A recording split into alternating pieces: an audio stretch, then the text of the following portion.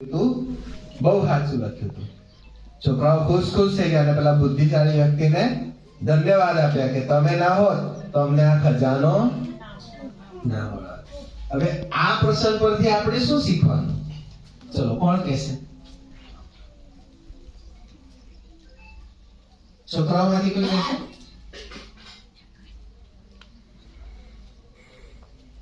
નહીં, હું કઈશ, વાંધો નહીં, ચિંતા ના કરતા. આ તો ખાલી પૂછું છું કે કોઈને કદાચ ખબર પડે, ખ્યાલ આવે તો કહેજો. ચાલો હું તમને કહી દઉં છું.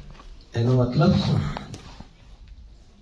આપણને બધી જ ખબર છે, આપણે પ્રસંગો પણ ખૂબ સાંભળીએ છીએ, બરાબર ને?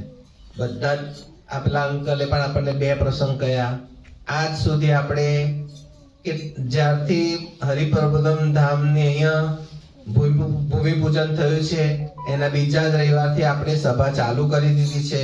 બધાને પ્રસંગો સાંભળીએ છીએ, પણ એ પ્રસંગનું રહસ્ય